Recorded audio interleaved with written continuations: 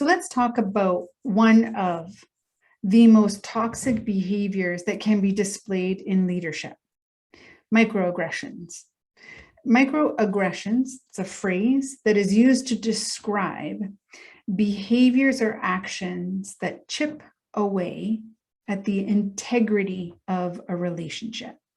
So when we're in leadership and we microaggress, whether that be we pick up our phone when someone tries to talk to us and we don't give them our attention, whether it be we're over their shoulder, micromanaging their work. Did you do this? Did you do that? How are you doing this? How are you doing that? Show me the numbers.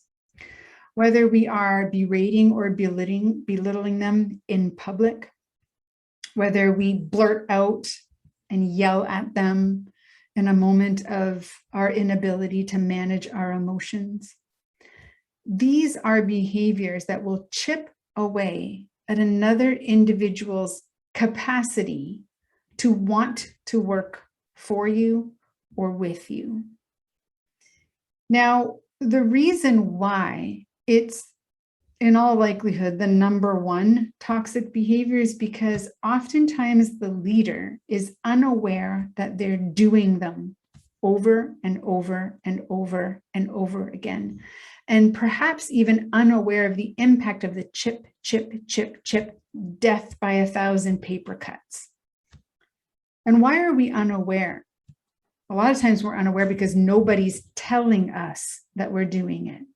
So if we're a leader in a position of tremendous power and responsibility, like a CEO, and we don't have someone giving us feedback, holding up the mirror and saying, hey, you have to stop doing that. You're ruining your people. You are the toxic contributor to the culture.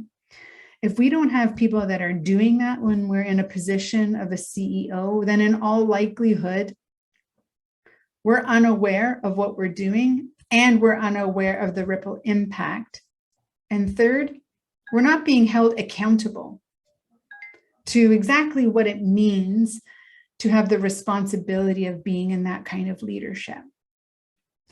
So for all intents and purposes, claiming responsibility for our behaviors is the only way that something actually changes in our behaviors. I cannot pass the responsibility of my microaggressions onto someone else and blame someone else and say, look, this happened over there. That's why I did this.